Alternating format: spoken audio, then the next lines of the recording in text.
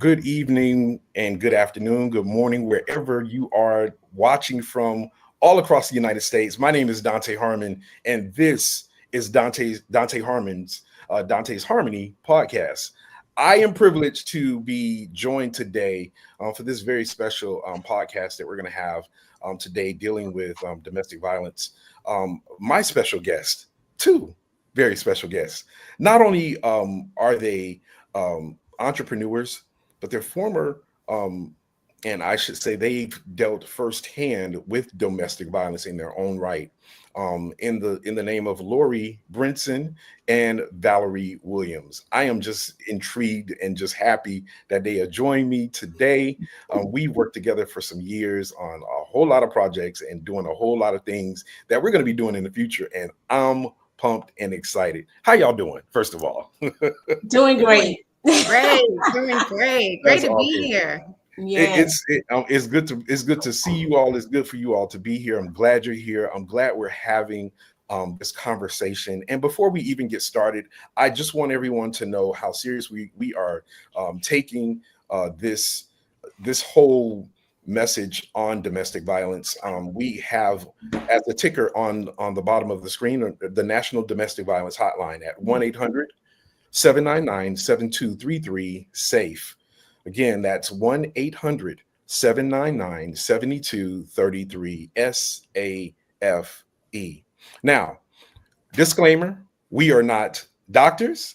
We are not experts. We are not the go all, end all, be all of the voice of domestic violence, and we have experience in that area. And my two guests are very, very intricate. They are entrepreneurs. They have nonprofit organizations, and they know what it is and have felt what it is to be in actual situations. So I want to give that disclaimer at the beginning of this to let you all know that, don't go try to sue Dante's Harmony for putting out information that you deemed we said and you made it law.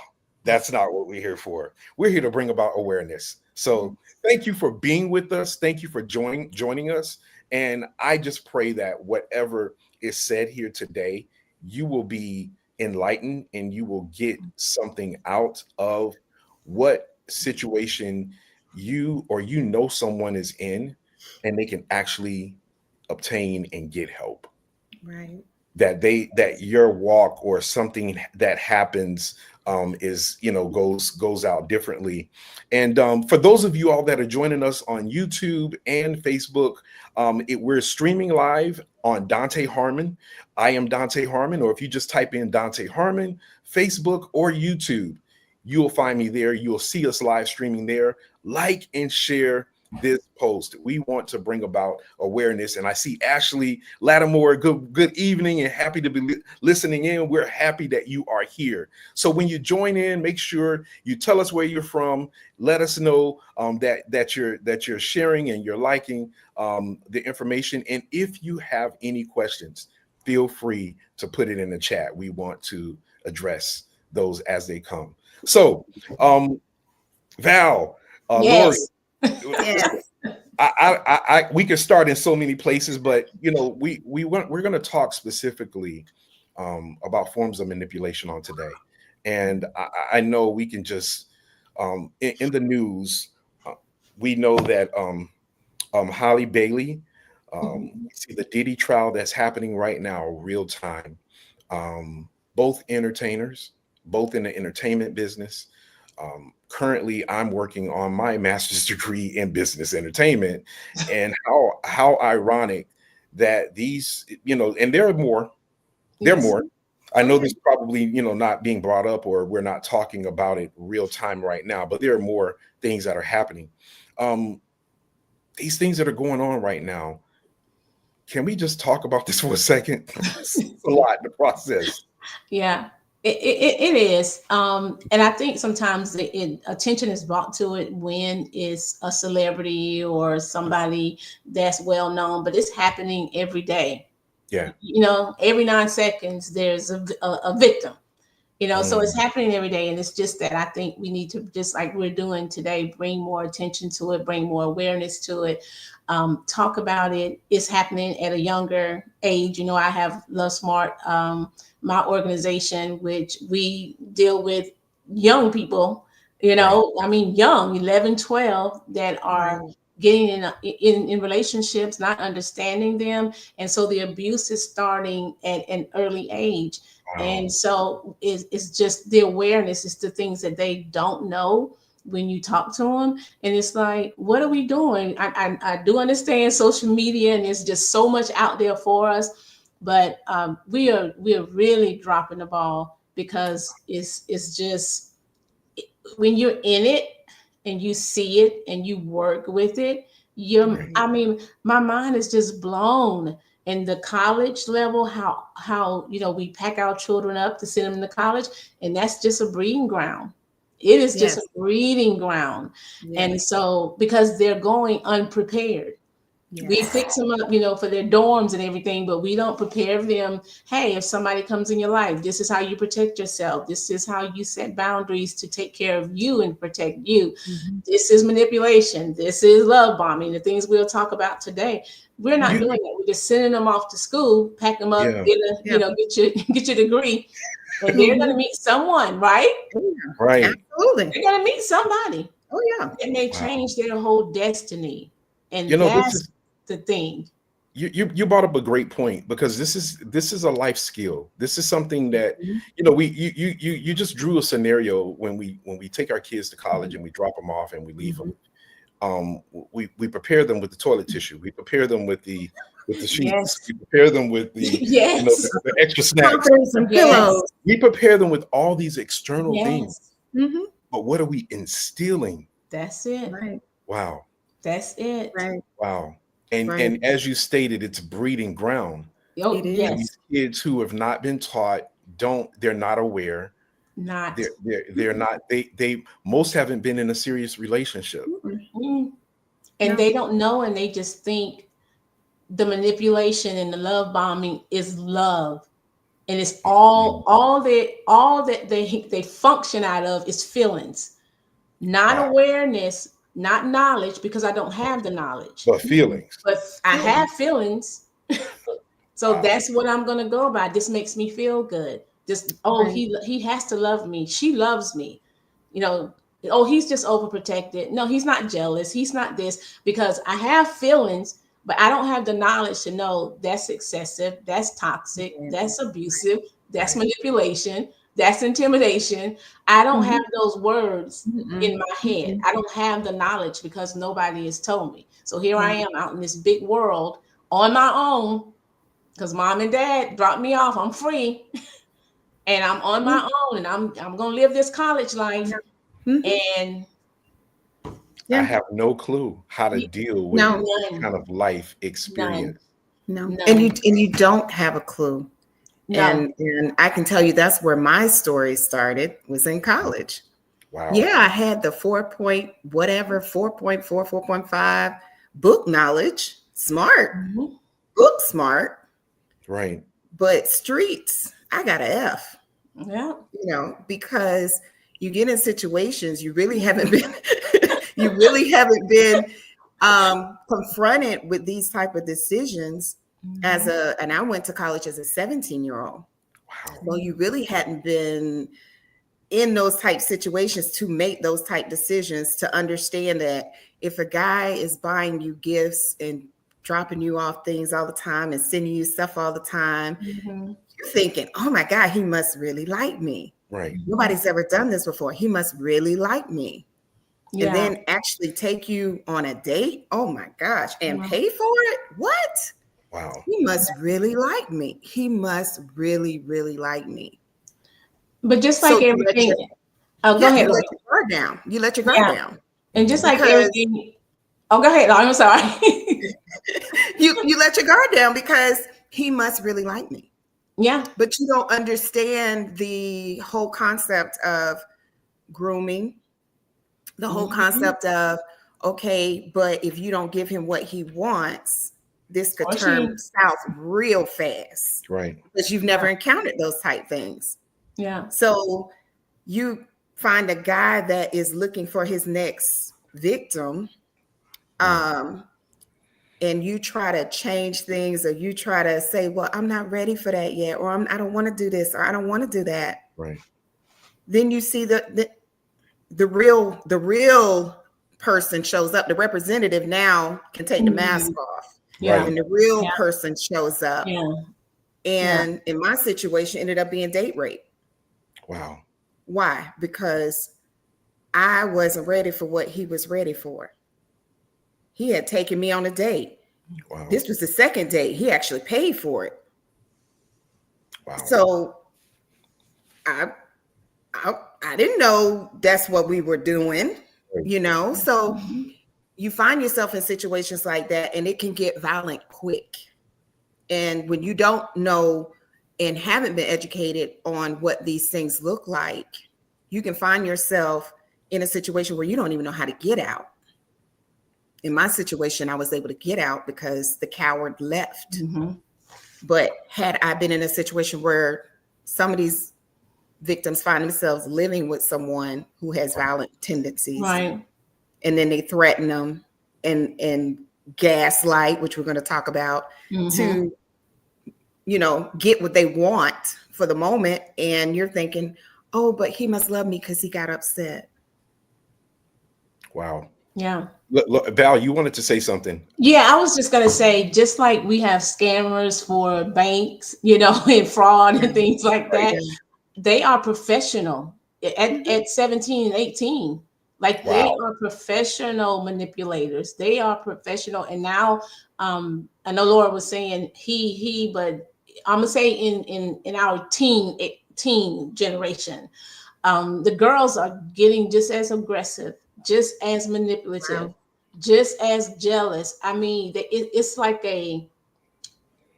oh God, it's So this is so so let me get nasty. this right. This is not just a male dominated thing. This is No, it has changed. It is changing. And like I say, is with the younger, because that's who I deal with the most. I'm like, where are these girls coming from? Like, what are they seeing? I mean, just aggressive and just you like manhandling, manipulative, wanting to fight. Just I have seen. I just have not seen anything like it.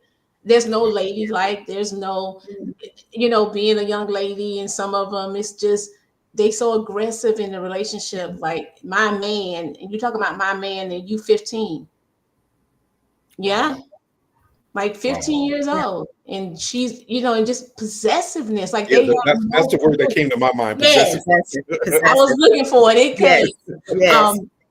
Just possessive and Yeah. toxic. But you know, women can be controlling too in their own way.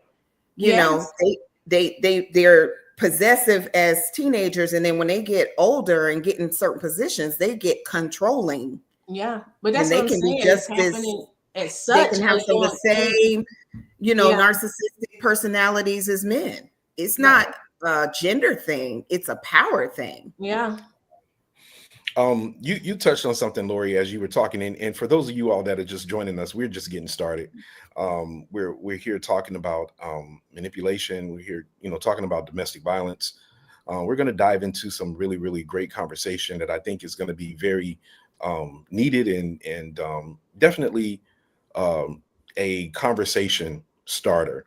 Whether you have young teenagers or young adults or children, these kind of conversations need to be had. One of the things you stated, Lorrie, as you were talking, you started talking about, when you were home, your family, and even Val, as you were talking, everything just kind of started home. You mentioned the word, what you didn't know. One of my favorite, when I talk about relationships, one of my favorite scriptures in the Bible to delve into that is really not popular. It's Proverbs chapter 24, verse 3 and 4. And it gives three things that most people don't understand how to build a house or how to build a relationship, how to build, and it's knowledge, understanding, and wisdom. And we've used the word knowing probably interchangeably about 20, Yes. 20 or more times Already. already in this conversation, because people don't know. Mm-mm. And even in our home lives, we haven't been taught. We haven't been given the knowledge. We haven't been given the information. In church, growing up in the church organization, Mhm. no knowledge, no Knowledge. information on this kind of thing. What does that say about even, we talked about going to college and the things that have happened. Lorrie, you shared a real life experience Mhm. that happened with you. And I think it goes without saying, like, even as a parent, it makes me just like check, even, now, hey, I'm a grandparent.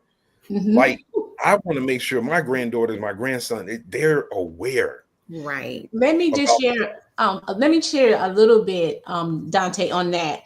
Mhm. When I do speak to parents, a lot of them do not even have a clue that teen dating violence or abuse is going on. Some of them may not even know who their children are dating. May have never met him, never met her. Uh, Another thing, they are afraid. They're the parents, but some of them are afraid to even have the conversation. Mm. I don't want them to get mad. I don't want them to check their phone. No, check their phone, Check because their phone. everything is in the phone. The Mhm. abuse is in the phone. The Yes, it is. controlling is in the phone. And so I've learned that some are they just don't know how. And so I tell them at Love Smart, I call it tap in, tap out. And I said, and that's a way when your child is in the car with you, y'all just sitting at home, you might be cooking, they may be talking to you about something. Tap in. You can tell them you heard a message today, you saw a podcast today, and just tell me what is your definition of love? And Mm. listen to what they say. Don't judge. Don't come in like you, the roaring lion, Yeah. Just Yeah. listen, give Right. your advice. No, babe, that's not love. That's not what love is. Explain to them, tap back out. Later on during the week, tap back in with something else. Wow. And because you're not having these conversations, they don't expect you to have them. Then they definitely don't want you in their business. Right. But you have to be. I had a young lady, a student said, when my mom drops me off at school between 8 and 8:20, I am being controlled all day until she picks me up in the afternoon. Wow. I have to have my phone checked. He has to make sure I'm not texting anybody. I can't speak to anybody else on this whole campus. Can you imagine? Wow. 15, 16 years old going to school, and you in bondage all day. The What work control. is she supposed to do? Yeah. How's she supposed to pass her class? Yeah. And the parents have no clue that This is even going on. it's even going on. That is even going on. And the sad part about it, we talk about the victims and the survivors. What about these abusers? Like, where did this young man or young woman, Learn that are they behavior. learning this from? Mhm. Like, who told that young man Wow. that girlfriend is his property? Mhm. Where is that coming from? Wow. Because Yeah. people are so quick to say, well, how come she didn't leave? Or how come he didn't do this? And how come? Wait a minute, hold on. We do not victim shame. Right. Where did they Right. learn that behavior that it's okay to control another person? Right. Let's go there. But Let's- Lord, social media and is making it to where it's like it's just normal. And Yeah. because Yeah. I get that from a lot of teenagers and their relationships are fun. Miss Val, that's just normal. And Oh I'm my like, God. no, Oh that's my not gosh. normal. You're gonna have disagreements, but toxic and abusive is not normal. It's not Yeah, normal. No. that's such a great point. That's such a great point, Val, because with everything now on social media, we are desensitized to things that Yes. we see all the time. And yeah, what happens now is these kids, they see this stuff. Even as adults, we see this stuff and we're desensitized to what we're seeing, but it's actually happening. Yes. It's actually Nobody's happening. talking about it. Yes. Yes. And And like for somebody like me, it triggers me. Right. Yeah. Like I get mad. Like listening to Diddy and about Cassie, and they I was had like, to well, stop why did she listening to go them. back? And why did she go back? And and I'm just like, you don't understand.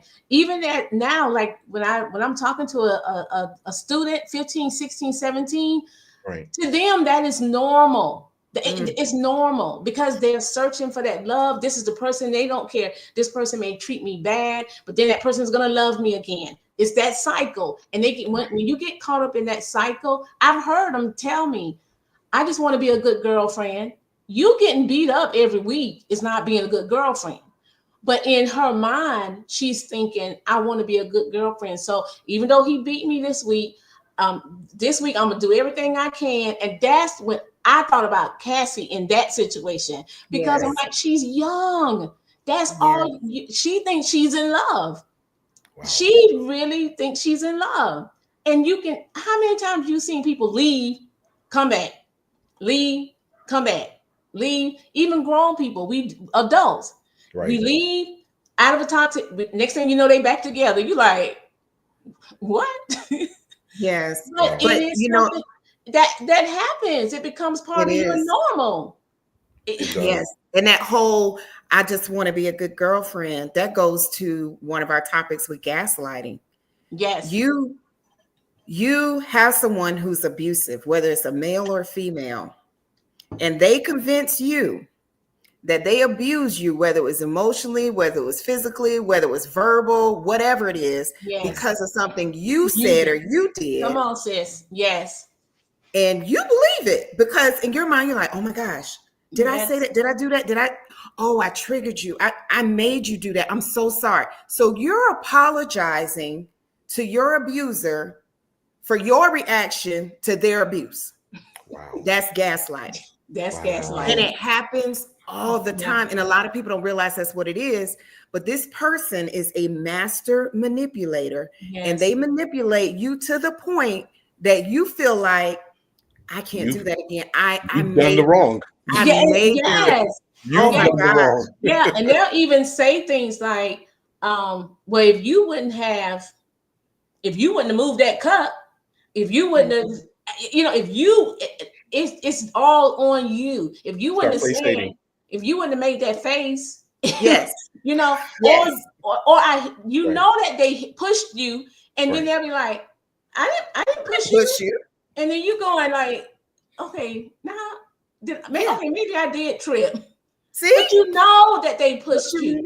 Yes, those are master manipulators. And can you understand like the emotional and mental bondage? Yes. Just your mind is just it's fighting with each other because it's like you know what reality was, but he said that's not what happened, or she said that's not what happened. So maybe I just overreacted. Right. That's the word. This is so important. For those of you all that are joining us, this is again Dante's Harmony, and I have my guest here, Valerie Williams and Lorrie Brinson, and we are already hot and heavy in this conversation, dealing with domestic violence, and we're talking specifically manipulation, love bombing, gaslighting. We've interchangeably thrown the words out. Let's talk about manipulation for a minute here, because this is kind of the headliner, if you will, to the conversation, because the gaslighting and the love bombing are really forms of manipulation.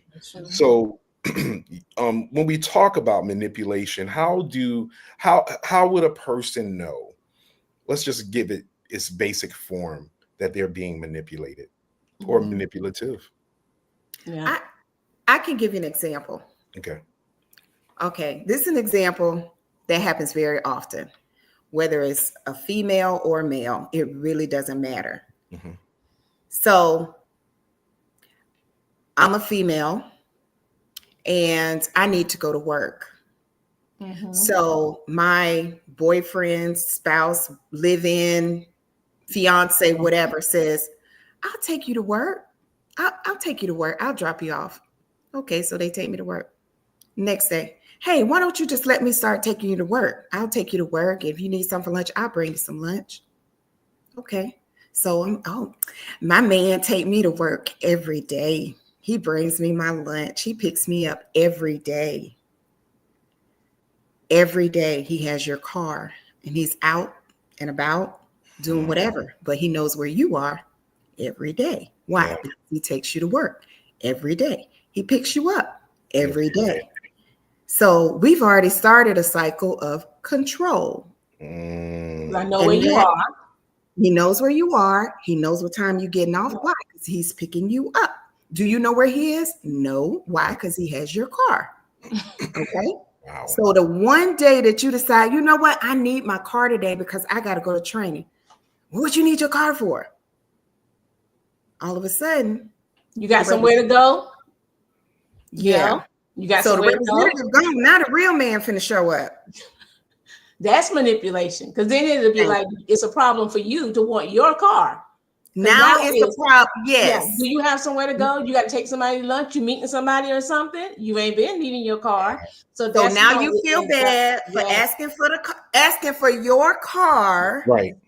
You feel bad because now he's accusing you. Oh, you're going to see somebody during lunch. You got your little boyfriend you're going to see during lunch. Da, da, da, da, da. Here comes accusing you of cheating, accusing you of all these things because he wants control. So guess what you do? You let him have the car for the day.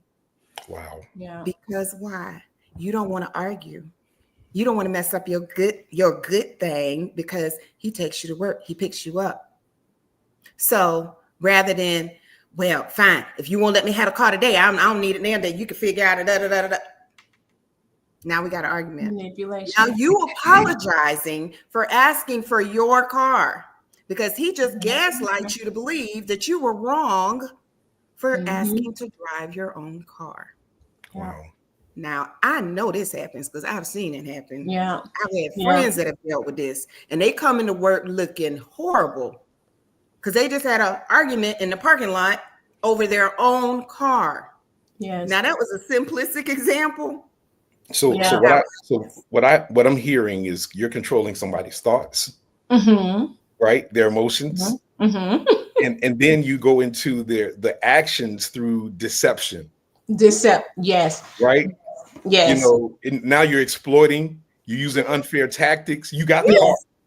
Accusing them of cheating. You got the car, but I'm gonna manipulate you to think that you don't have the right to own and do what you need to do in your own with car, your car. although I'm driving it. Yes. And our children, this is what I hear a lot. This is manipulation that they get. Wow. Well, you said you loved me. I do. I do. I do love you. Well, if you love me, you'll give me some. If you don't, I'll go to somebody else. Somebody else wants to. Bethany, she want to give me some, but you know, it's you I love. I really want you, but I mean, because that's what you said. You did say you love me. Right. Manipulation. Yeah. And you feel it because it's something that you don't want to do. It's something that you don't want to really. It's really a boundary, but you don't even know it because you don't know what a boundary is. Right. And then you're using psychological tactics. Yes. Yeah. So if you don't know these things, how do you guard yourself if you don't know and nobody is talking to you? When I go to the schools, I try to go at least twice a year, and sometimes they'll say, I say, okay, when did you have the last, anybody had a conversation with you that talked about dating, abuse, violence, love, whatever, when you came last year? So you mean to tell me nobody at home, nobody at church, nobody, you have not gone to a seminar, you have not gone to anywhere that you've heard anything about relationships? No, ma'am. But you have a boyfriend or girlfriend. Yes, ma'am. And don't know what to do. Have no clue of what they're doing. None. Have no clue of what they're doing. Wow. I think this is huge. One of the things when I started the mentoring program, one of the things that I noticed within the county that they did not have was a parent component.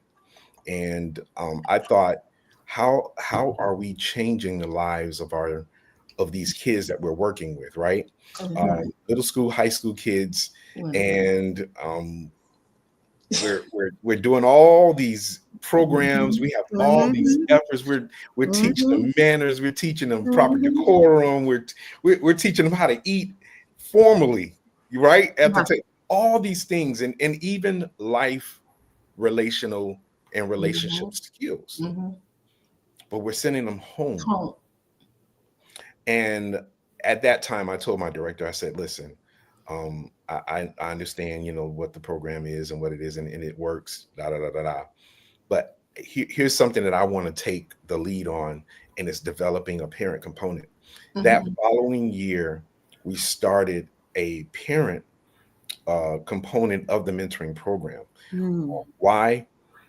If anyone is listening to this conversation right now, if you're in a household, or you're in an environment, whether it's your biological parent, whether it's your foster parent, and let me tell you, from an experienced person that used to work with foster care and the social system, I had experienced firsthand getting a young lady out of a situation where she was being manipulated.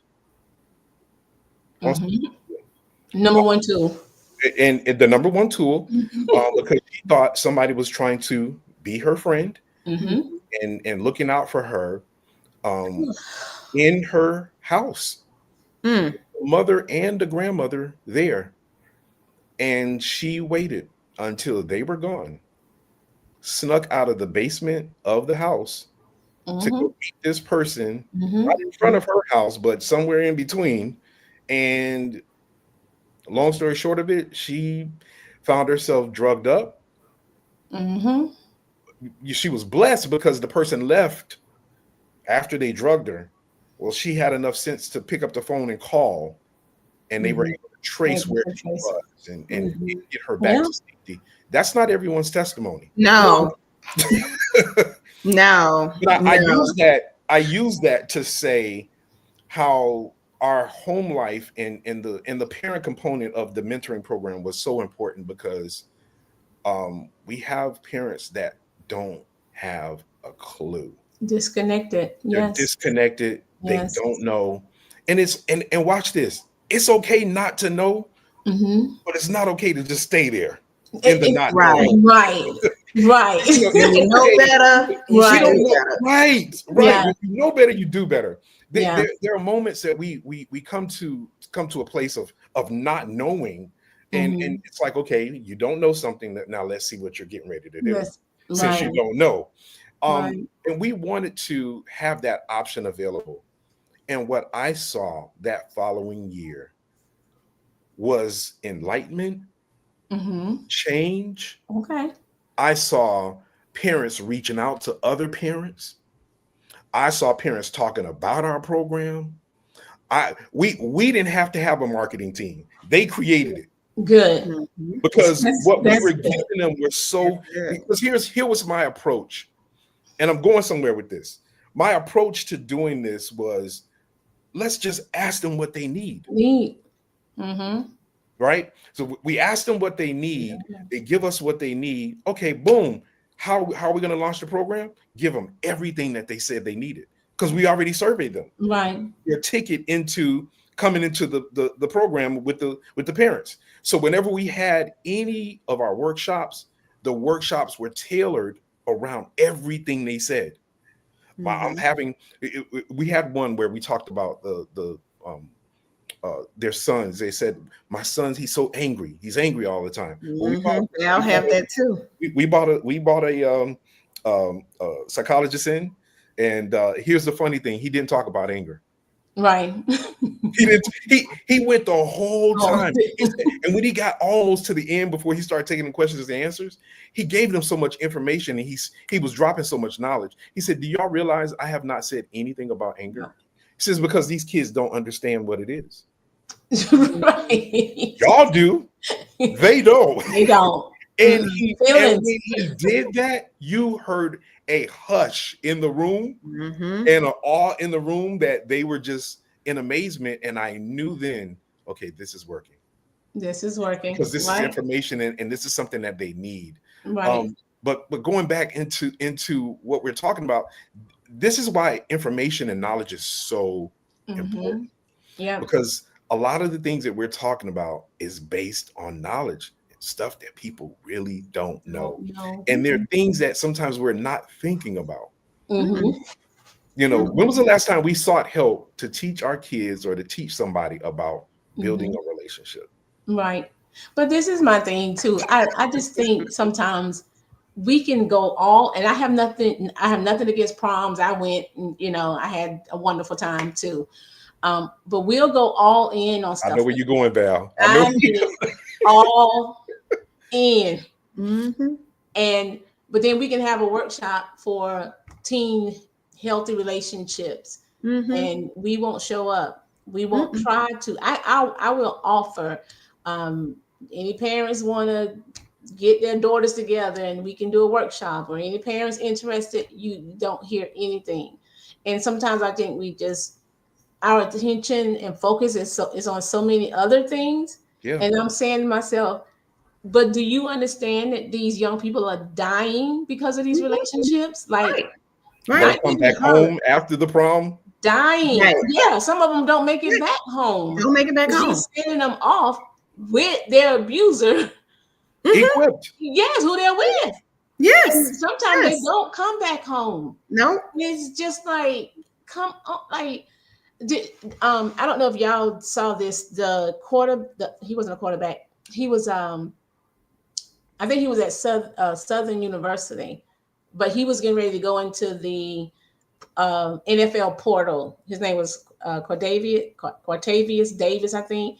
And they had him on YouTube where he actually choked his girl out until she, went limp in his hand. I'm just like, how do you choke somebody till they go limp in your arms and you still don't stop and you just lay her down like she's nothing because she broke up with you?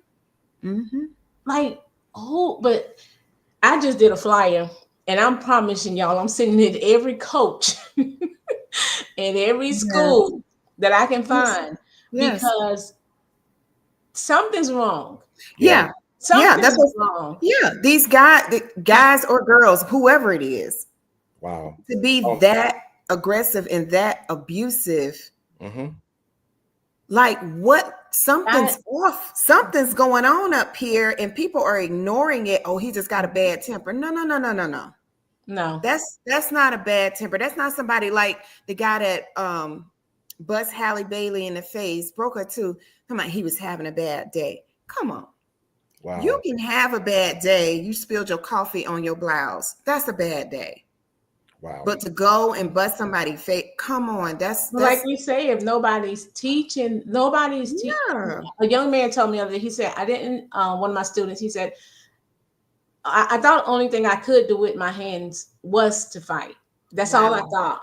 You know, I never knew I could build anything, or because I had like the Jenga game. Right. And we were doing that. And I have these little beads and the straws, and you put them together and build whatever. And he really was he was like, Ms. Williams, I thought my hands was only to fight because I've never built anything before. He's 15, 16. And I'm like, you've never gone fishing, you've never built anything, you've never got a hammer, and you've never, no ma'am. Yeah. And these full of anger. Yes. What do you do? Right. Yeah, he didn't know what to do with it. And unfortunately, we have a lot of adults that have unhealed trauma, and that unhealed trauma spill over into their adult years from unhealed trauma as a child. Yes. And as we know, and we've said before, hurt people. Yes, they do. So true. You know, but also healed people can heal people. Yeah. That's right. So if we have the ability, that. Yes, we need to normalize healing people. Not that we can do it. We can't do it for them, but we can give them the information to help them go become healthy and whole. Right. Yeah. Because hurt people are killing people now. They are killing people. Yeah, they're killing people. They are killing people. That unresolved trauma comes out in so many ways. And like you were saying, the guy didn't even talk about anger. he didn't talk about anger. The parents see that the result is anger, but when you step back and use more of a trauma-informed approach, you look at it and you be like, but what happened to him? Correct. What happened to her? Right. Why are they reacting that way? Why does this little girl think that she can control everybody? And then her way of having a temper tantrum is being violent as an adult. Wow. But nobody is, but nobody is dealing with that. No, but like the recent article with the judge. She was a judge. A female judge shot her ex in the head. In his sleep. Yes. So you got so much authority as a judge, so much power as a judge. You just figured you was just gonna get away with it, I guess. Wow. But just think about how much she probably has been controlling this man. And he finally was like, I'm done.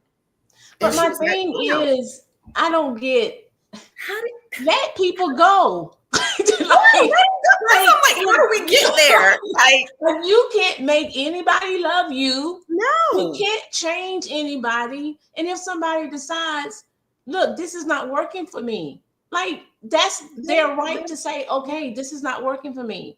You know, I don't want to be in this place with you anymore. We can't move forward. Handle the rejection. And so you can't let somebody go. And your thing is, let me get in my car, drive 40 miles. Right. You know, nothing in you says, calm down. What are you doing? What are you thinking?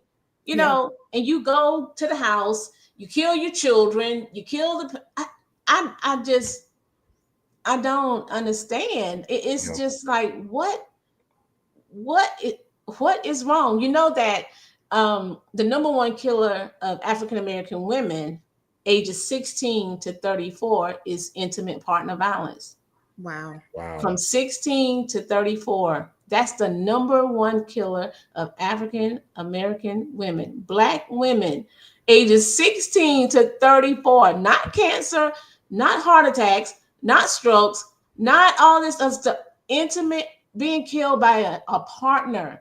That is crazy to me. It is crazy. Like, when I saw that, I said, what are we just trash? What are we? Like, to just kill us because we want to get out of a relationship that's hurting us and abusing us and treating us bad, and we just decide, hey, you know, this is not working. And the number one killer.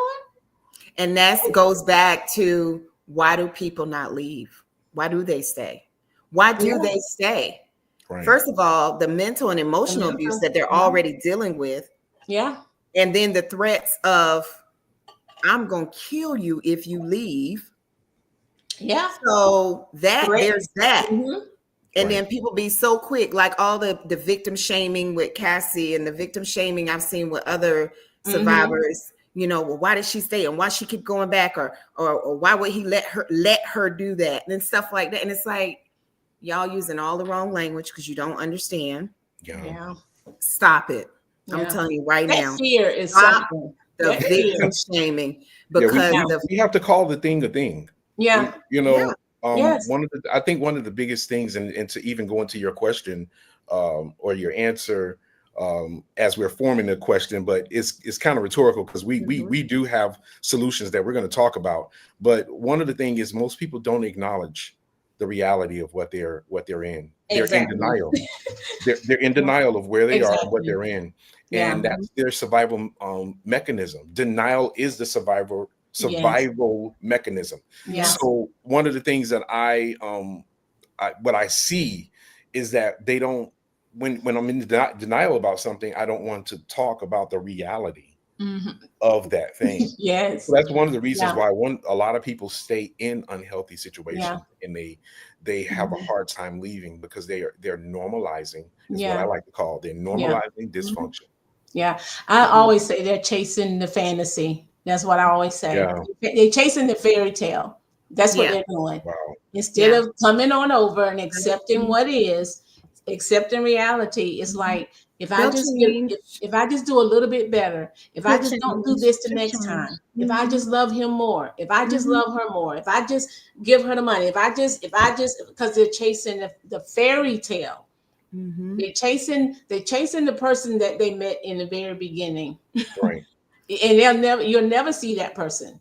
You know what I mean? But they Right. want to continue to go. They like how that feels when they're Mhm. good. They like how that feels when that person is showing love. They love it, makes them feel, so they're just trying to get back to that. Always trying to chase the fairy tale. And the fairy Right. tale is like, it's over. The book is the end. And this is reality. It's reality. Right. You don't Right. know when you're gonna get knocked upside the head. No. Right. And that person was You just don't a representative anyway. That's it. And that's why I think the foundation of self-love, real self-love, Mhm. is so important, because you need to be whole and healthy within yourself. I don't care if you meet somebody, I'm going to be whole and healthy. That means when you come, you're an addition. You're not completing me. You're not Right. making me whole. Right. You Or know, making me yeah, happy. yeah, you're not doing that. And if you leave, and I may care, I may hurt a while, but I'm still whole. I'm Mhm. still whole. Right. And so, but that's why I said we don't prepare for relationships. We don't Mm. prepare ourselves. We don't ask ourselves, am I ready for this? What am I Right. expecting? What is my responsibility in this relationship? What if this person never changes? Right. Mhm. What if they say they change, but you see that they're not changing? Mhm. What am I willing to say? I'm going to just be here and stay here. And what do I want? What do I really want? You know, and we don't ask ourselves the hard questions. We Right. just get in, we find somebody, we think they're fine, we think they're cute, they show us, like you say, their good selves, and but we see things when you have the knowledge, you Mhm. see it, and Mhm. it's just like we won't backpedal, Right. because maybe we're afraid to be alone. I don't know what it is. I'm Yeah. just going to be healthy alone than to be sick with you. We're not going to be together. Woo, say it one more time, sis. I'm going, Say it again. I am going to be healthy alone than to be sick with you. That's crazy. Right. That's crazy. This is powerful. And for those that are watching and you're just joining, I am here with Valerie Williams, Lorrie Brinson. We are talking all things domestic violence, manipulation, love bombing, gaslighting. Thank you, Ashley Lattimore. She's Yes. sharing, and she talked about how she got out of an abusive situation back in 2022. Yes, all praises be to God for that. Yes. She talks about the abuse, and first of all, thank you for sharing, because you're changing someone's life, whether you know it or not, based on the things that you got through. She says, I talked about the abuse on social media. Then he made a response video saying that he never loved me and that he always felt I had mental illness. He was gaslighter. Gaslighting. She said in public, he said that he thinks I have a disorder, but in private, still trying to reach out to me. Don't. Be silent.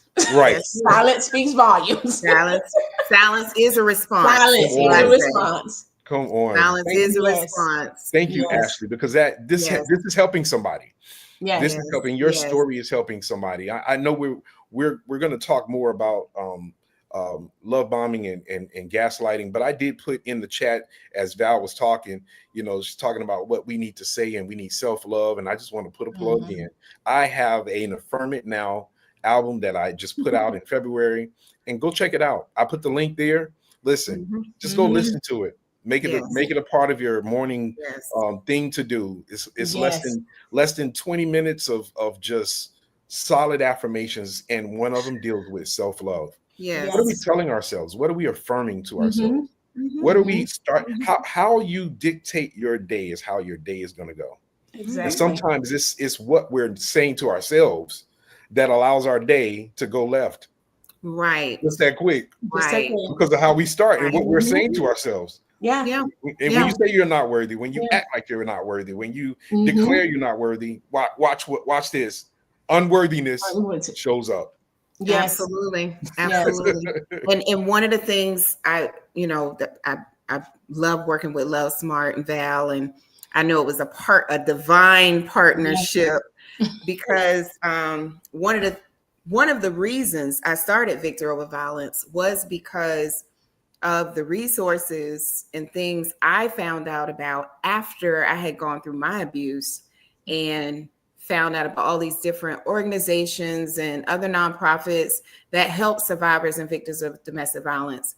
So when I started my organization, I wanted my nieces, my sisters, my cousins, my friends that I knew had gone through that to not maybe have to struggle as hard as I did or not know where to go. So Victor Over Violence, we wanted to provide resources and information and education for that reason, because if you don't know, you just don't know. And for me, the way to remain free was to educate myself on what happened and empower others. So I feel like it is our jobs as advocates to get the information out, to empower other people so that they know what real love looks like, what toxic looks like. And if they know what real love looks like, they will recognize when toxic shows up. So, Lorrie, this is a perfect segue into talking about love bombing. A lot of people don't know what that is. A lot of people don't know what the love bombing phase looks like. What are some specific gestures, or what can we talk about as it relates to behaviors that stand out as it relates to love bombing? So the first thing I think about with love bombing would be someone that approaches you that immediately starts giving you things that you like, things that you love, things you didn't even know you like. So you may have someone that approaches you and they already have a plan in mind. I promise you that. They already have a plan in mind. So they may come to your job and bring you flowers one day. Next day, you getting candy. Next day, he buys lunch for the friends at work. Gotta get the friends in. Or he may ask you on a date, or just constant gifts and appreciation appears. And this is out the gate. This is just out the gate. I mean, affirmations.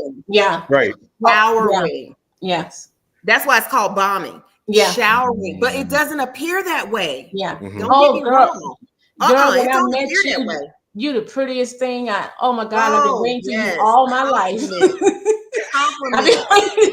And I just feel like after 5 days, I just feel like I can't live my life without you. You better run. Wow. You are the stars in the sky. Yes, I mean, you're my everything. They lay it on thick. And I'm not exaggerating. Yes. These people are very good at what they do. You are not their first victim. Wow. They are very good at what they do. They ring you in and you be so love struck. And they say, you know what? Yeah. My car broke down. Yeah. Can I borrow your car? Yeah. Hey, I'm gonna have to move out my apartment because XYZ. You think I can stay here for a little bit? So they don't went from love bombing. Now they got to get a foot in the door. So it's either the car or the apartment or want to move in. I mean, it's a strategy, and you are not the first one. It is. Wow. It is. So it's a tactic. It's a strategy, right? Yes. And it's like fishing. As long as hook, line, sinker. Yes. And I just keep throwing bait. I keep bombing. It's only on certain. Let me say this. They know who to target. Wow. I was just going to say who to target. Yes. Okay. Yes. They know who to target. They know who to target. I promise you, they know who to target. But why? Because we put it out there. Yes. I've seen so many put everything on social media, everything on Facebook, how they feel, the love of that, whatever they're going through, all of it is out in social media. Right. So if you got manipulators, you got people just sitting back, just waiting because they know everything that you need. They know all your hurts. They know everything that you've gone through. They know you just need, sweet little nothing spoken in your ear because Right. you put it all out there. Mhm. That's why I tell them, when you are hurt, stay off social media. Stay off of it. Yeah. Because people come and I'm like, how y'all in love with this person? Then you in love with somebody else 6 months later. No, Take those pictures days. Yes. Days. 6 days. What are you saying? Yeah, take those pictures down, and now you living your best life, and then it's a whole nother person up here. You be like, wait a minute, now what you just? It's just like you need time to heal. You need time to figure out what wasn't working for you, what didn't work. What did you get what you needed from that relationship? What did you not need? How did it benefit you? How did it help you? How did it help you grow? Did it stunt you? But we don't stop and ask ourselves those questions. We just go and get another relationship. Right. Yeah. Wow. But even with the situation with just from what you see in the news with Diddy and Cassie and what happened with her, she was very young. Very. Very young. Yeah. So if he was her first man she's ever been with, and he's rich, and he can make all her dreams come true. Right. You got to think about the mentality of a 16 going on 17-year-old. You want to be an artist, and here is the biggest Black artist on the planet And offering you can offer you the sky, the moon, and the stars. And the fear, and the manipulation, and the intimidation. Anybody that right. So he didn't do that in the beginning, though. He groomed her. He love bombed her. He groomed her. He love bombed her. Yeah. Oh, he groomed her. He groomed her. So and made her just what he wanted. Yes. There's an art. It's almost an art form object to it. Yeah, it's like it's like you think about the person the perpetrator. They have the tactics. Yes, it's a strategy. It's a strategy, and you watch him. And he literally sat and watched that young lady just no longer even know who she was. You know what I mean? To be there to say she was just an object to him. That's cruel to me. That's cruel. When somebody can just break somebody down like that, to where you are really literally saying she's worth nothing. To have men do the things that they did to her, and you talking about this somebody you care, that's just, it's evil. It is. It is. It's evil because she's still human. She's a young lady, and you got daughters, and you just like, that part. That part. You got daughters, and that's why I was going back to the beginning when I was saying people focus on the victim, but this monster did these things. Oh, let me let's premise that by saying you his label is called Bad Boy. He was telling them. And he literally was. But yet that goes back to normalizing things, and all the people that witness that stuff that are now coming forward. It makes me sick. Yeah. Well, I didn't want this, and I didn't want to get involved. What you mean you didn't want to get involved? Yes, and that's what I was going to say. That's what people do. After, like, I go to so many memorials during October, and it just to sit and you meet the families, and they'll be like, oh, well, Miss Williams, they fought all the time. They're normalizing the dysfunction. Yes. And I said, okay, and so nobody said anything. Nobody tried. It was good for uncle and auntie. Yes. It was good for uncle. Well, we just thought that was normal because that's just them. I've heard victims tell me that. That's just who we are. Wow. And I'm like, well, he didn't hit me the last time. I'll be like, honey, well, let me tell you, mine shot me in 20 minutes. It didn't take long. 3 times, 1 time, and I was shot 3 times. So y'all 1 have to hear time this. was enough. Let me stop you, Val, because Val's testimony and Val's experience, like when I first heard her tell this story, I could not believe it. Yeah. Like, it was so unbelievable, but yet believable. And it was just like, how are you here? Yeah. Y'all, please. God. What she's saying, what she was saying, and I stopped her, but she's gonna get ready to say it again. Yes. It is just unbelievable, her story and how she actually got through all of what she went through to live, to talk, to be present in this right moment, here, to tell it. Yes. So that's why I thought this is important. This topic is important to talk about. One, but you can have anybody on here, but it's hard to talk about something you ain't experienced. Right? It's hard to talk about something you hadn't gone through, or you don't have any type of whatever dealing with the situation. But y'all listen to this. Like, Val, your story is so it's not only compelling, but it's like every time I hear it, it does something to me mentally, because it's like that's the plan. That was God's purpose. It was for you.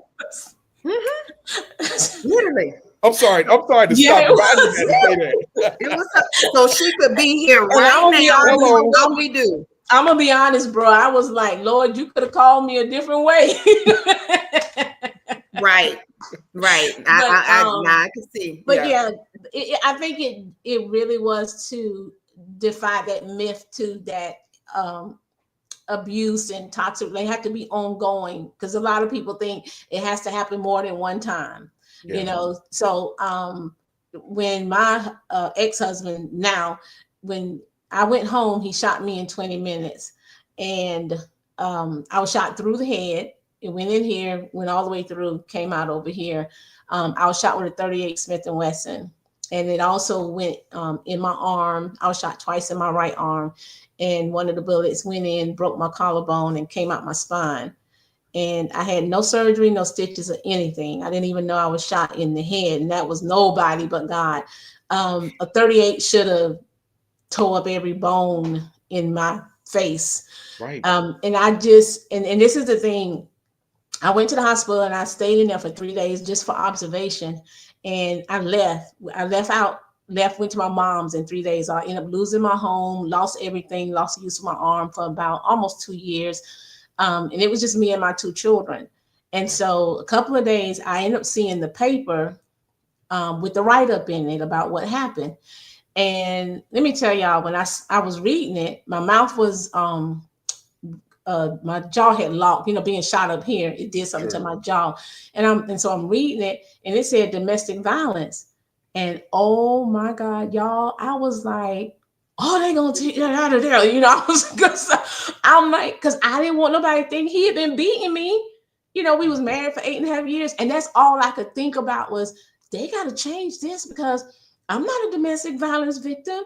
He wasn't beating me. He wasn't beating me up, because that's what I thought. That was my knowledge on domestic violence.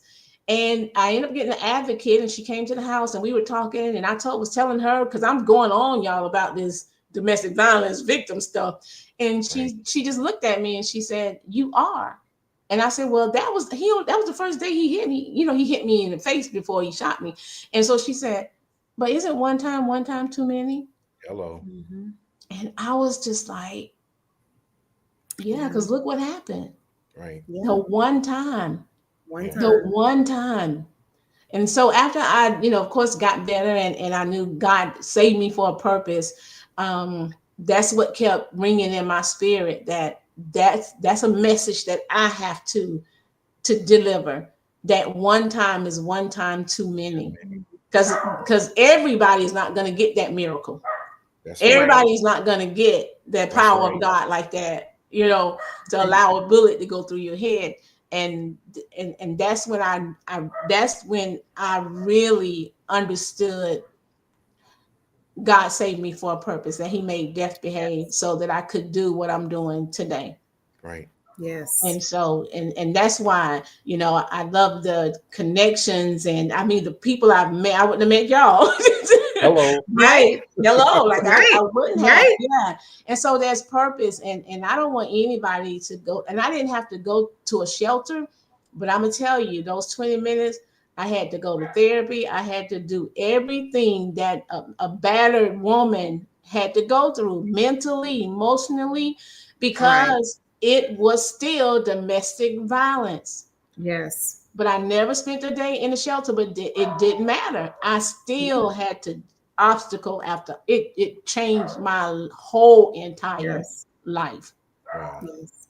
Wow. Yeah. Yes. So, And every time I hear the story, it just takes me back. Like, not only is God so amazing and so powerful, but He will use a near death experience to expose, to enlighten, to bring you mhm. into your purpose, Val. Yes. Mhm. Now, all these years later, author, entrepreneur, business owner, you name it, Yes. you just public Yeah. speaking, you name it. I mean, and helping and mentoring these young people, Mhm. it goes without saying. What are you doing? And this is for anyone that's listening, for Yeah. those that are tuned in, and hopefully you guys are getting something out of this domestic violence awareness podcast that we're having on today. And we're, talking specifically about manipulation, love bombing, talking about gaslighting, which we will get to in a second.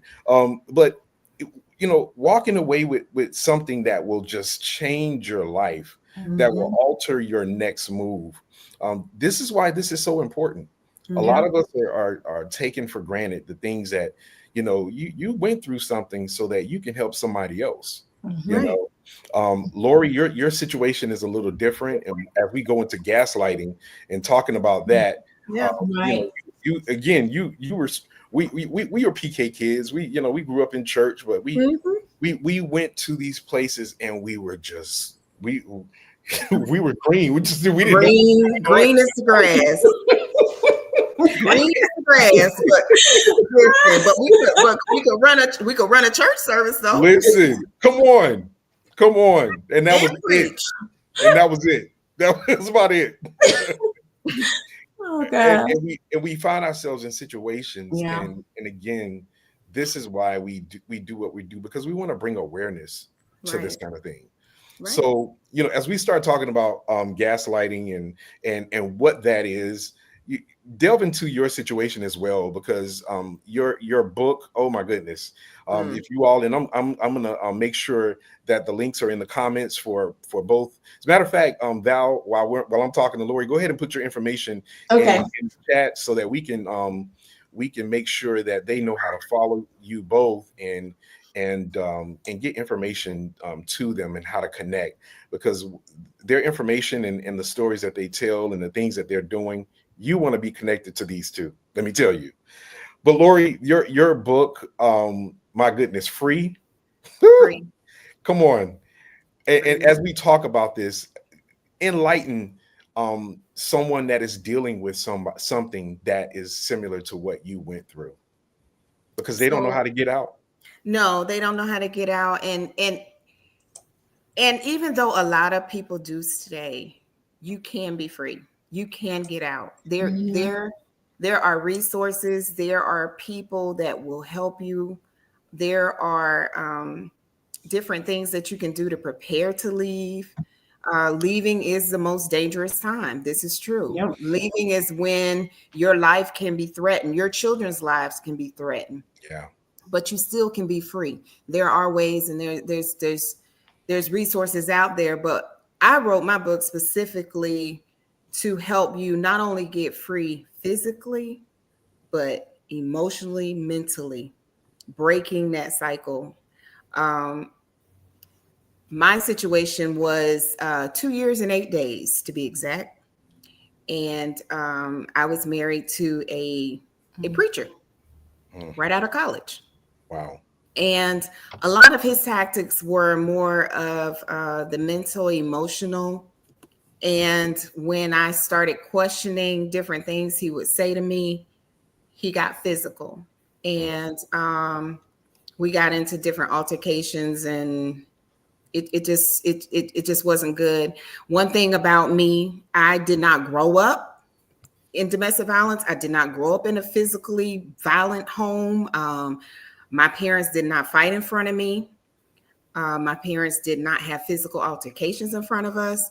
So this was something new for me. It was just new. Long story short, I did get out, but it required me trying to save my life. I had to try to save my life.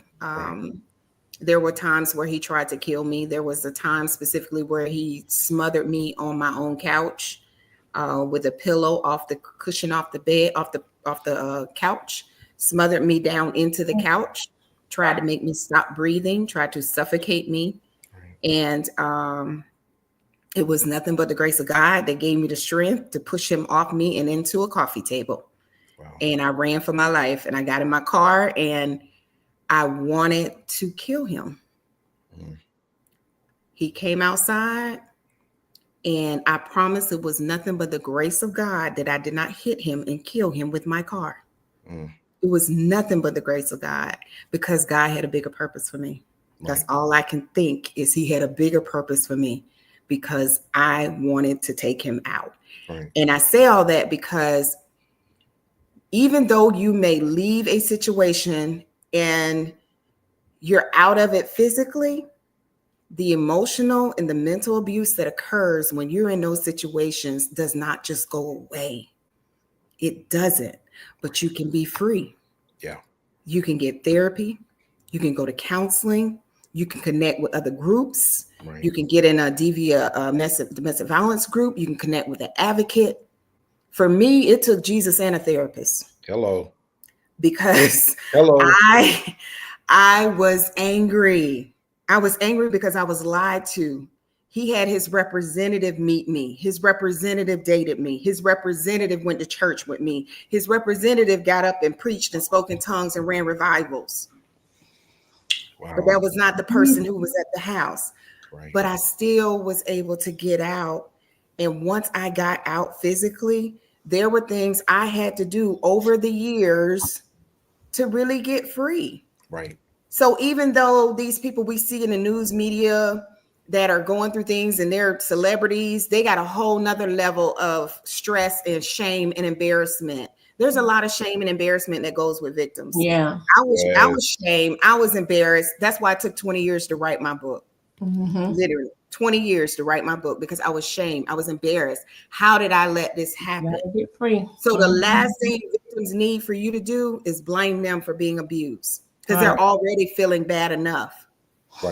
And so through my book, Free, I talk about forgiveness and how to forgive yourself, how to renew your mind, how to get educated on what toxic relationships look like, so you can avoid those things, so you can let people go before it gets too far. And then empowering other people. Talk to your children, talk to your community groups, talk to your youth groups about what normal relationships look like, instead of normalizing these toxic relationships.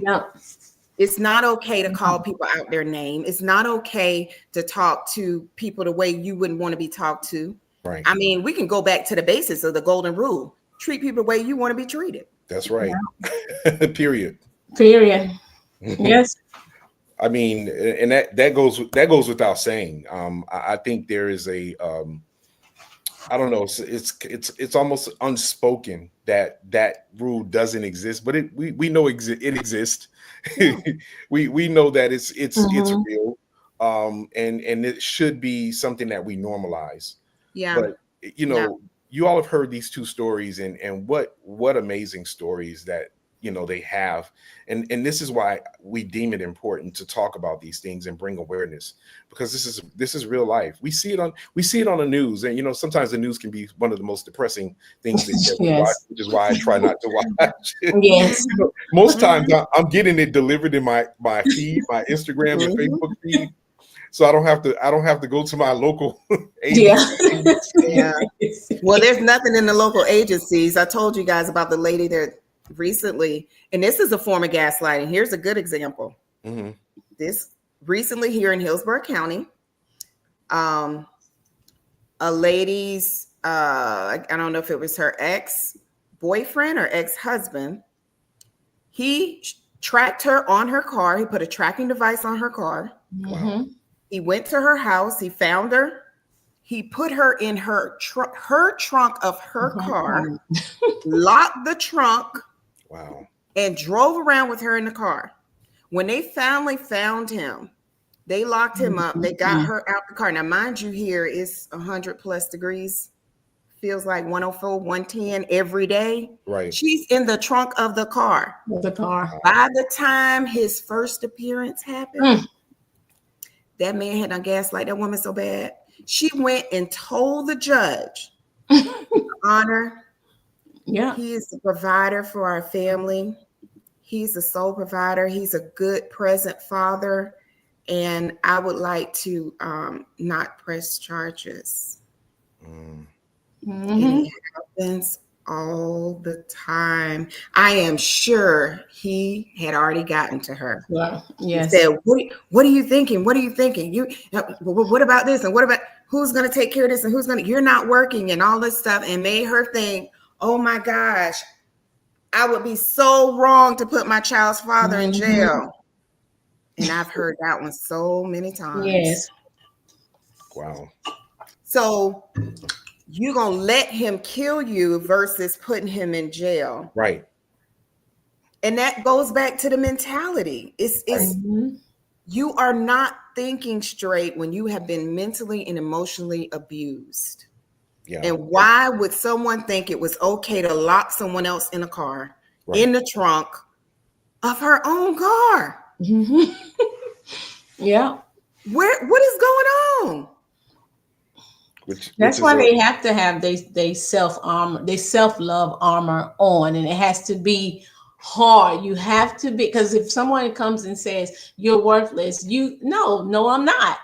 I know my value. I know who I am. You know, nobody else is gonna love you. I love myself. But we're not. It's so many people that are not there. They're not. We're not taught that, Valerie. We're not taught that. We're not taught that. I mean, we're not taught that. No, it's just we're taught to find somebody to love us. That we need to find somebody to love us, to make us whole, to make us. I was taught no. Self-esteem. It starts with your self-esteem. Right. And if you have no self-esteem as a child, you have no self-esteem as a teenager, the first woman or man come to you and tell you, girl, you fine. Girl, you thick. You rolling with pretty hips. Ooh, girl, you this, you that. You're rolling with it. That's what they want to hear, because that's what you're like. Yeah. Oh my gosh, somebody's paying attention to me. Yeah. Right. And that was before social media. They have to dress like that. That's what they think. They have to. I be like, where is the originality? Everybody looks the same to me. Like, wow. You know, everybody dresses the same. Like our teenagers, all our girls look the same to me. Like, but that's what they think. They think it's just they half naked. It's their body. They need to show their body. They don't know that they are beautiful within. They don't clothes on with clothes on, but they don't know how important that is. How they see themselves. It's always about how somebody else sees us. And TikTok and all those things, they just give them a way of presenting it. That's not real. It's not real. Right. It's not real. And so when they have to deal with real life issues, they don't have the emotional intelligence to do that. No, and emotional intelligence, that's exactly emotional intelligence is not there. They don't have it. I mean, I had boys in my class. I had about, I'm gonna say maybe 10 boys to maybe 5 girls this last semester. Wow. And I would do every Tuesday table talk, because I realized this is just not about academics. Like these children are lost. Like they are. So every Tuesday, every Monday, positive affirmations, every Tuesday, table talk, until if I was busy in the morning, they would, Miss Williams, it's Tuesday table talk. It's automatic.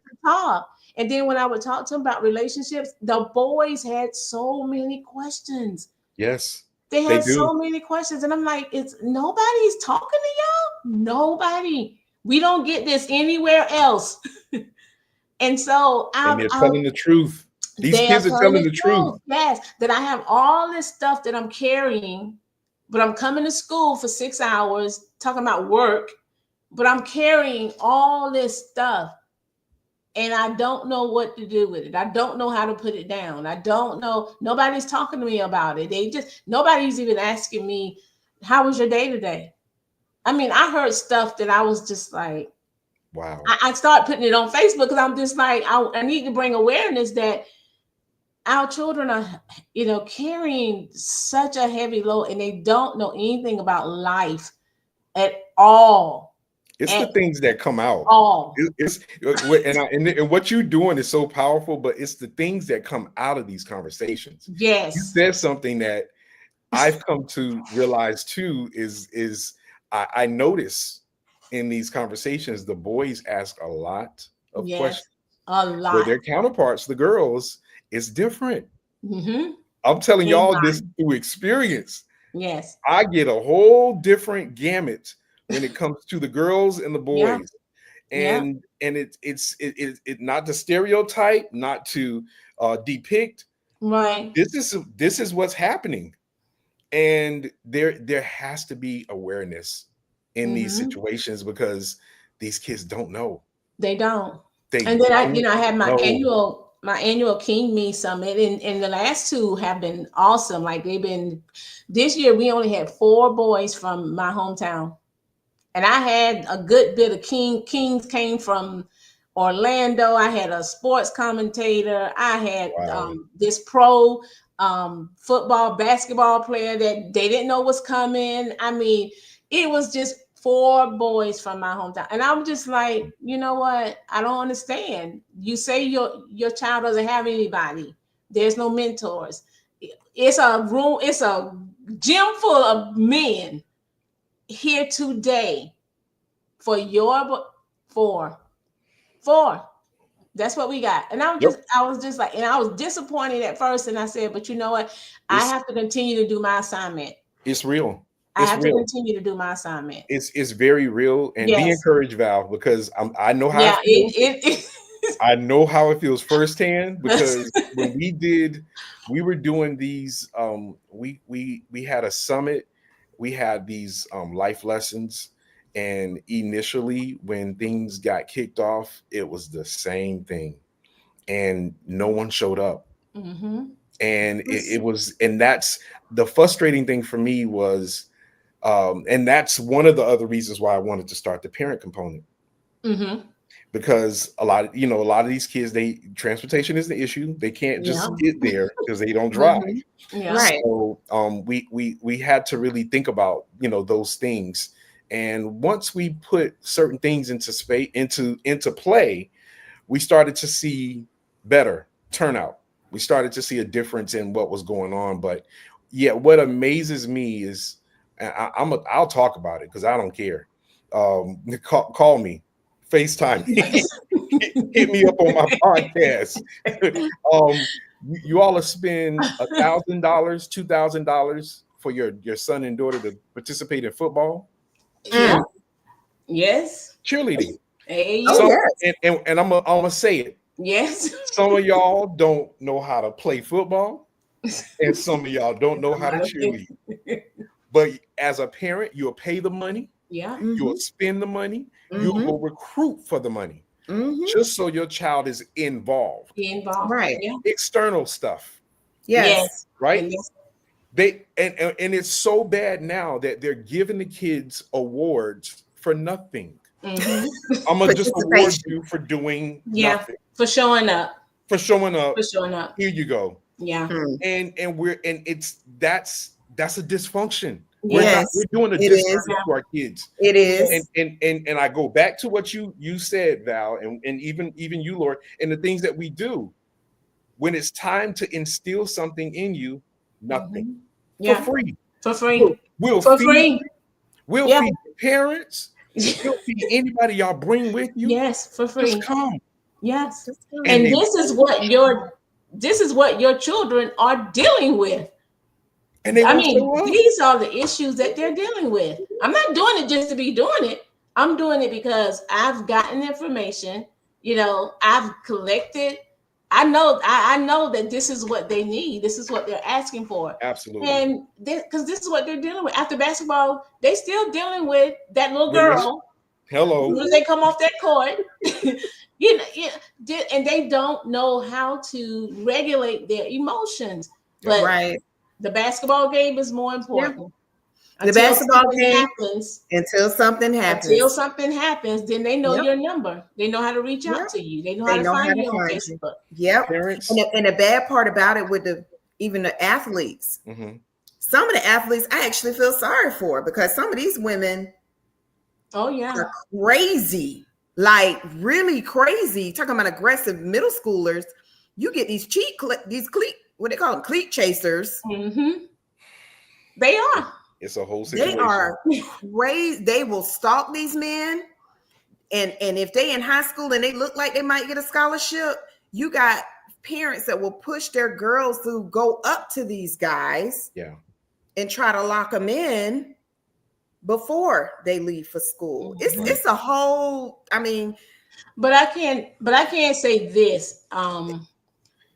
When I do go to the schools, and I do share and bring that awareness, like kind of open their eyes, like, oh, that ain't healthy.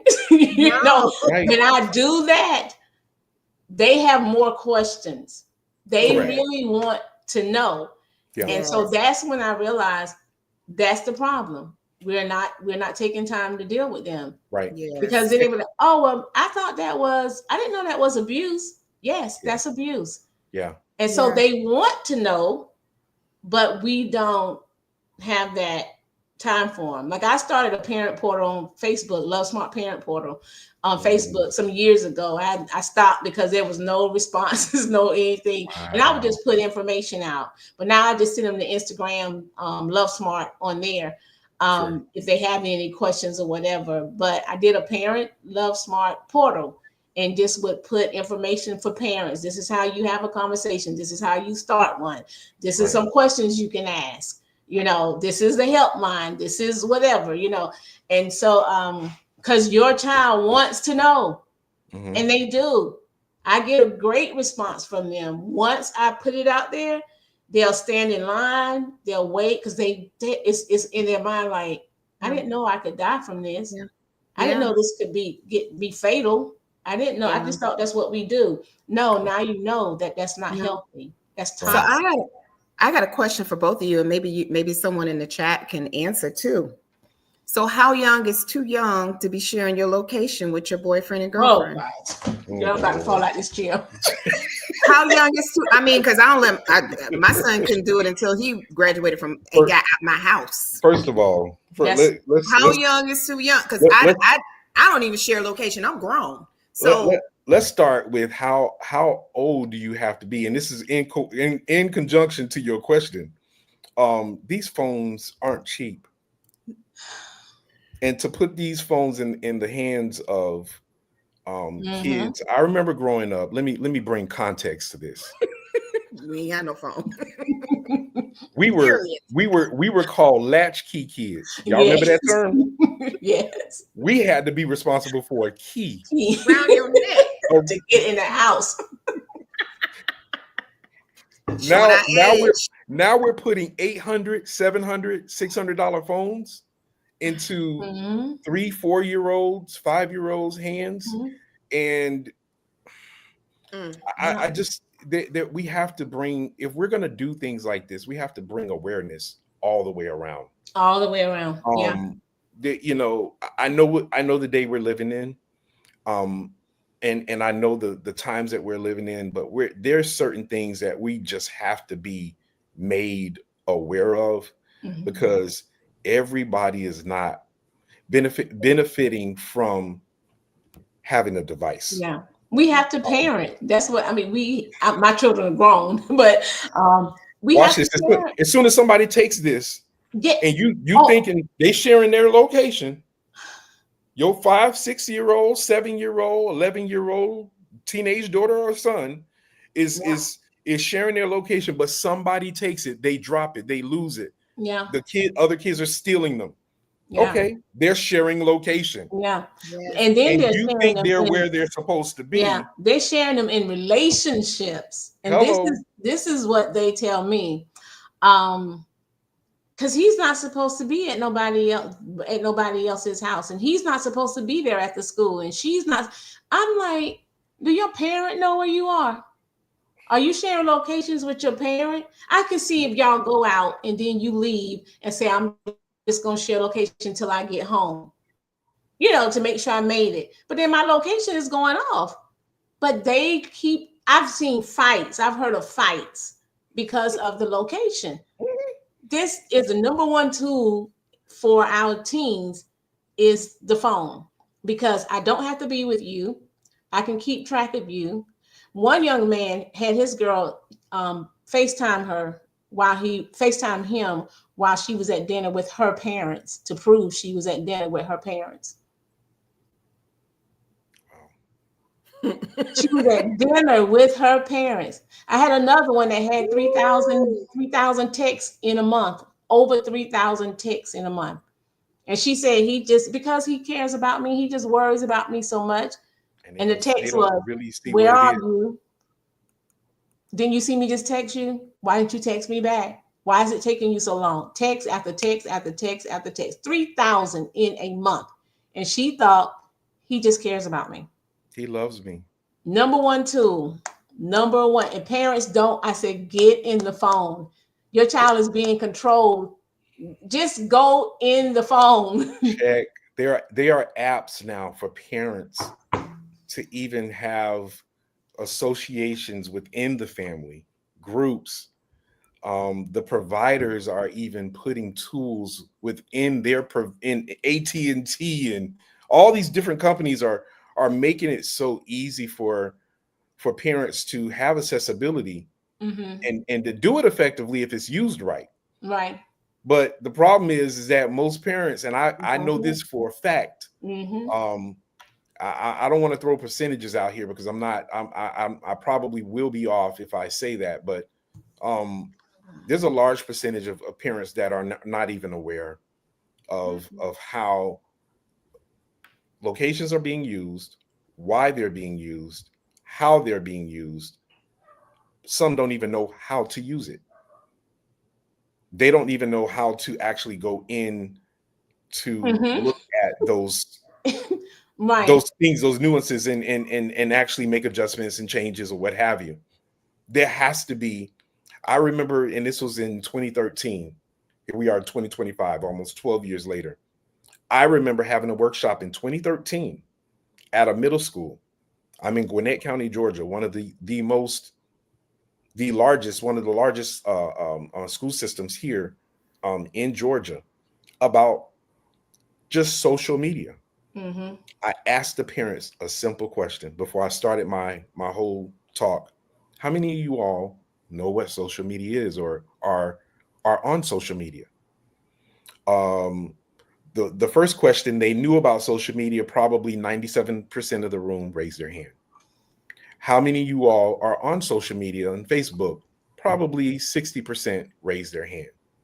How many of you all are following your children and know what your children are on social media? I had three hands. Three hands that went up I out believe of it. all the people that were in that room. I believe They it.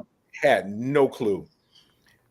The next question was, if you don't know what they're on, you don't know what they're doing. Nope. This is the new playground. Yes. Yes. When we were young, we had to go to the playground, go Yes. outside, Yes. don't come back in until whatever. Exactly. Yeah. Exactly. That was our social media. Yeah. My street, the neighbor's basketball court, whatever it was, whatever neighborhood we came from, however that looked, that's what that looked like. Now we don't have that.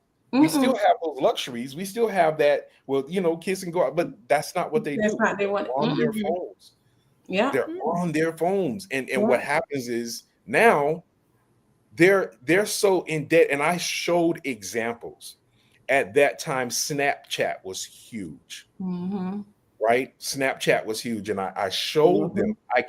I went and did it real time, and showed them why the kids love Snapchat. I said, how many of you all know about Snapchat? Maybe one hand went up. I had one parent who was on game. I had one parent who was he was on game. And all the other parents are looking at me like a deer in headlights. Like, huh? I said, so your kids, and the kids that were in the room, they were laughing.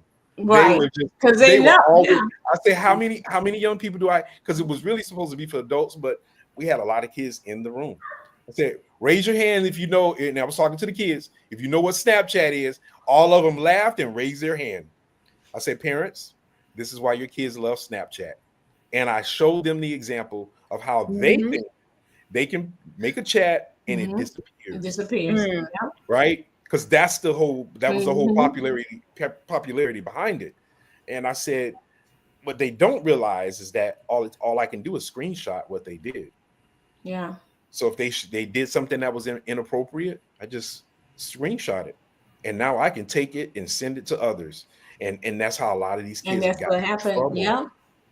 And I said, but awareness, parents. Oh, yeah. And this is what I was so proud of the principal at the time who invited me in and brought awareness to his parents, because that's the issue. If we're not aware, and that goes back into the knowledge. It goes back to that scripture in Proverbs. Yeah. It's the information. It's the knowledge. If we're not aware what's available. Yeah. What are we doing? Yeah. So why are people sharing their location? Because of possessiveness and control, power and control. I think that's all it is. Yeah, that, and I think the other reason too is they feel as though it's a security thing as well, or and then on the flip, they don't realize it's manipulative. Yes, that's where I was going with that. It's manipulation. That's exactly what it is. That's where I was going with that. Who you talking to. That's where I was going with. It's manipulation. It's manipulation. They make you feel guilty for not sharing. Then they accuse you, oh, you must be trying to hide something. Why won't you share? That's manipulation. But like you said, but your parent can't even find how to get in your phone. The parent, but your boyfriend knows your every move. That's you sophomore in high school and your junior boyfriend know everywhere you are. Or your girlfriend, she got such a tight hold on you. She know you when you leave basketball practice, when you go to dinner with your parents, when you come home. Why? That's not necessary. Yeah. So manipulation can start early. And then guess what? You become adult manipulators. Yeah. Wow. You become adult gaslighters. Right. You become adults who make people feel guilty for their reaction to your toxicity. Right. Yeah. And that being normalized. Yes. All of that dysfunction being normalized. Yes. Yeah. Well, girl, he gets so mad when and they laugh about it and party about, and I just no. Because to me, when you're healthy and you're whole in a relationship, I don't need to know where you are 24 hours a day. Yeah. Because I'm so complete and I'm so okay with me. I have no reason to be insecure about you. Right. Yeah, but then you can't control. This is my thing. Something in your head has to say, I can't. Even if I can't be with this person 24/7. I always tell them, my students, I say, it don't take nobody no time to. They can cheat on you, and honestly, you can't keep track of anybody. That's not gonna make somebody love you. If they don't want to cheat, they won't cheat. If they want to cheat, they're gonna cheat. If they're gonna act the way they act, they're gonna act the way they act. You have no control over that, but we think for some reason that we do have control over by manipulation. Right. Over what somebody else, a grown person, can do. that has their own mind. I said, do you understand you're dating somebody that has their own mind? Like, but no, But when you, one of but my see, go quarterbacks ahead. told me, said, but she's my girlfriend. I said, she chooses to be your girlfriend. Right. But she's not an object. Right. You don't own her. She's choosing to be in your life in the capacity of your girlfriend, but you do not own her. I said, I'm gonna give you some money, go to Walmart, buy a bicycle. That is yours. You want to own something? Belongs to you. Get a bike. Hello. He did not like that.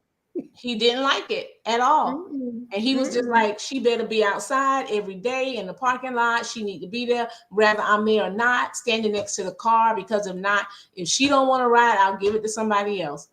Wow. And I'm like, he didn't like it because he told him himself.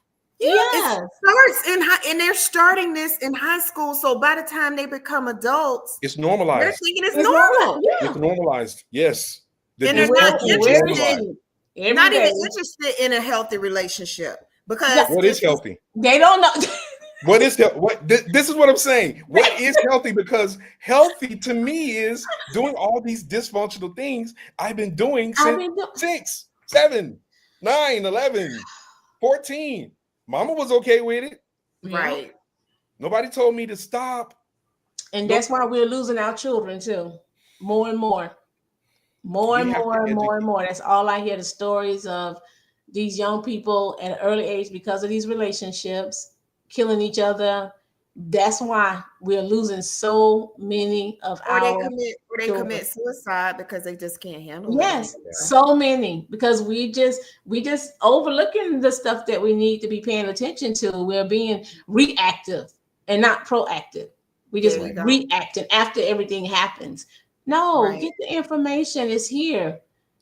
So so we are, this is what happens every time we get together. I know. It's always you all are just being you're being included in conversations that happen all the time. So we're just going public with it right now. So here's it, because we're going on 2 hours, y'all. I know. We got to let people go. I want to do this because I think it's important, and we're only in the month of June. This is the first day of June. And we know that this is not Domestic Violence Awareness Month. We know that it's in October, but this is all the time. This is an everyday thing, So it doesn't matter that we're not in the month of it, but it's always a good time to talk about this because it's relevant. We're seeing it played out every day. We're seeing it in a major trial. We're seeing it all over the place. So I know we haven't gotten to the gaslighting, but it's okay. We're going to have more conversations. So we're going to be able to delve into this more deeply. What I want to do at this moment, because there are a lot of people who they're not commenting, they're not saying anything, they're watching. Other people are going to watch even after this live feed is gone, and they're going to want to know where do I need to go? We have already on our ticker on the bottom of our screen the National Domestic Violence Hotline at 1-800-799-7233. which is the word SAFE. Again, that's the National Domestic Violence Hotline at 1-800-799-7233. If you're in a situation and you need to get out, call. If you're in an emergency situation, you need to dial 911 immediately. We don't take this for granted. We don't take it as a game. We're laughing, we're joking, but we're laughing, we're joking because we are wanting to bring awareness to a serious life and death issue. Lorrie and Val, there are ways. You all have organizations that deal specifically with this. People getting help, people having. I've sat in the rooms. And for those of you all that are listening, I've sat in the rooms of listening. You thought Val's testimony, you thought Lorrie's testimony was amazing. I've sat in rooms of other testimonies of women, men who have been in situations, who have gotten out of the situations, that have gone on to bring awareness to their communities, to those that they're connected to, then to people that they don't even know that they're being called to. And we want to. I want to look to you all to give information, share information, how people can get in contact with you all. Lorrie, I'll start with you. How can people contact you, and how can they get in touch with you? And can you leave at least 2 to 3 practical things that they can do to just get out of a situation that they're in, or better themselves? So the best way to reach out to me is on the website, which is victorywithviolencefl.com, or you can email me at info@victorywithviolencefl.com. Also, I have an office number that you can dial, 813-938-4797. Give that number to us one more time. 813-938-4797. And basically, if you have a situation where you're looking for resources or you're looking for the nearest shelter, you don't know how to reach those different organizations, depending on where you live, I can connect you to someone. Also, one of the things we do, the reason why Val and Dante and all of us are connected at the hip, is we have summits every year where we provide education and information, and we have people there in your local communities that can help you if you need assistance. Don't ever just stay because you say you don't know where to go. There are people there that can help you. There are organizations that can provide financial assistance, that can provide shelter, that can help you get your kids placed in school. Don't let money be a reason to stay. I will say, if I could give any advice, it would be, if someone comes to you that is in an abusive relationship or abusive situation, believe them. Believe them the first time. Because the first time you turn them away, the first time you doubt what they're saying, they could end up losing their life. So believe them. Don't victim shame. If someone comes to you with something, don't let the first thing come out your mouth, well, why haven't you left? Why would you? Don't do that. Don't do that. Please don't do that. It's hard enough admitting you're in an abusive relationship. It's hard enough than to deal with people that you thought you could trust blame you for the abuse. And the last thing I would say, have a plan. Work your plan. You do not have to tell your abuser what you're doing. You do not have to tell them that you're going to leave. A lot of times when you're angry, you're upset, you may say, I'm going to leave. Don't do it. Just plan it. Plan your escape. Have your extra set of keys. Have your extra set of clothes somewhere. Have a bestie that lives on the other side of town or in a different state. Okay. They do not have to know everything. Plan your escape and be smart about it. Don't run your mouth. Don't tell his friends, and sure, don't tell his family or her family. Right. Just don't. Just plan it and connect to some people that can help you. And if you know someone in this situation, don't be that person that says it's not my business. And if you can't help them, then don't go tell them to leave. Exactly. That's good, sis. That's good. That's real good. Yep. That's good. Wow. Okay. I'm gonna do. I don't have the website up right now, but most of the young people will find me on Instagram anyway. They're not going to take time to go to no website, and I realized all of that. But I'm on Instagram, LoveSmartInc, and also Facebook, LoveSmartInc, and also Facebook V Speaks. You can find me on there. And the number is 1912-996-7710. If you want to reach out, or email, it's LoveSmartInc@gmail.com. And I would say for our young people to tell someone you're not mentally or emotionally able to deal with everything that comes with it, with the fear, the toxicity, the control. You have no idea. So make sure if you're at school, talk to someone. Definitely at home, talk to your parents. have that conversation. Don't be afraid. Let somebody know what you are going through. And there is a way, because we don't want you to become these adults that we have to go see in shelters or hear about later. We're trying to stop this cycle at a very young age. Yeah. If anyone is interested in having us come to their school, do a summit, Lorrie and I, we can also set that up to be able to come to your city to do it. Just reach out to us. But if you have any questions whatsoever, there is a website. It's called Love is Respect. And they have, and One Love also is a good website. Foundation. I really love them. They have great information on there. They have quizzes that you can take. If you might say, I'm not in an abusive relationship or unhealthy, take those quizzes and it will let you know. And you can also call that national number. But just don't think that you can handle it. I'll fight them back. All those things. Get some help. Tell someone. And so they can walk through this with you and you will not feel alone. Tell somebody. That is what I wanted to say to them, because the universal age now for abuse to begin is 11. Wait. Say that one more time, The because somebody in the back can universal hear you. age, the universal age for abuse is starting out at 11 years old.